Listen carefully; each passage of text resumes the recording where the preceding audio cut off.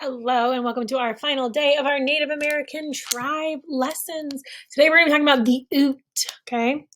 So where did these people, we're going to be talking about four tribes. So the first one we're talking about is the Ute. These people lived in parts of what is now Colorado, New Mexico, and Utah, in what is what is called the Great Basin region. The state of Utah's name actually comes from this tribe, Ute, okay, which means land of the sun. They consisted of two different tribes. They had the Southern and the Mountain Ute tribes. How did they live?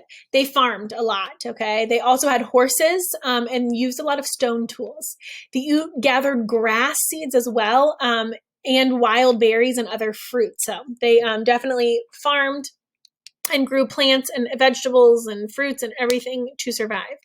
They hunted deer, elk, antelope, and other animals to eat as well.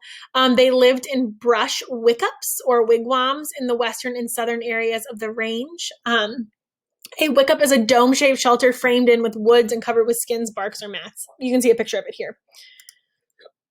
Next, the men, they wore buckskin skirts, breechcloths, and leather leggings. They were in charge of hunting and fishing and making tools.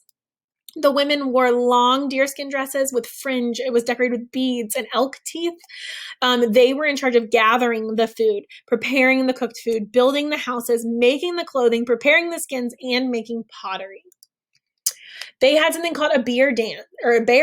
The Ute were religious, spiritual people. They held animal ceremonies during their hunting and gathering seasons so that they could stay in harmony with nature and that the food and what they would bring home would be plentiful. The bear dance is their most important ceremony, okay? It was held every spring and lasted for 4 days. They held it so that bears would wake up from hibernation and lead them to food. I'm just going to play a little bit of this clip for you now.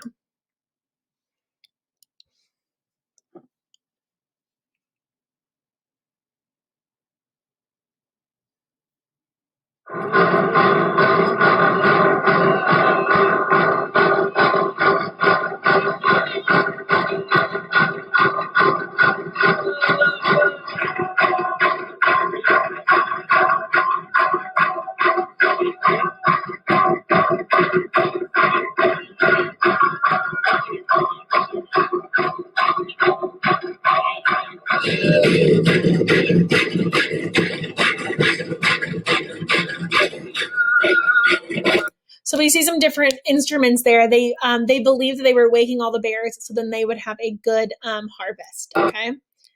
Oop, give me 1 second. Next, we're going to know the Nez Perce tribe. Where did they live? They lived in what is now eastern Washington, northeastern Oregon, and the western part of Idaho, okay, in the Columbia Plateau region. They fished, they hunted, they gathered. They used huckleberries and other berries to make food called pemmican, which was a big staple in their society. Their culture, they were always making baskets and quill work and painting. Their jewelry was made from elk teeth and bone and porcupine quills, okay? They put beads on belts and clothing and shoes and even their teepees, okay? The men wore buckskin skirts and breechcloth with leggings, okay, similar to the Ute people. Sometimes they wore gloves. The women wore long, dried deerskin dresses that were often decorated with elk teeth and beads. Religious ceremonies and rituals that the Nez Perce had. They used music in their celebrations and religious rituals. They felt a deep spiritual connection with the earth and tried to live in harmony with nature as well. They believed that they had personal links to nature by having guardian spirits that protected them from harm and gave them help during their lifetimes, okay, which I think is super interesting.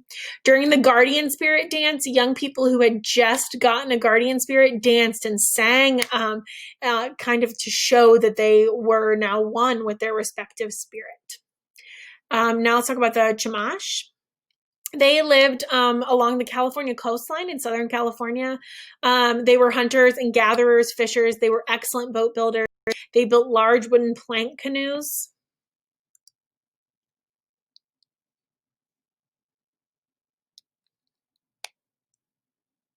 Sorry, my computer froze. All right, and then finally, we're going to talk about the Blackfoot. They lived in what is now the Great Lakes region, and they migrated into the Northwest United States. They lived in what is now Montana and Idaho, as well as Alberta, Canada, too. Okay. Their culture, they were excellent buffalo hunters, and they traveled in groups. They lived in teepees, okay, because they followed the buffalo, so they always had to be mobile. The buffalo were the Blackfoot people's main source of food, but they also supplemented some of it with plants and berries that they gathered as well. They had they respected nature, just like the other tribes that we have talked about. They believed everything had a spirit, whether it was alive or inanimate, and it could be good or evil. They did something called the sun dance, which was their most important ceremony. It took place over 7 days in the summer, and it centered on dancing, singing, prayer, and fasting.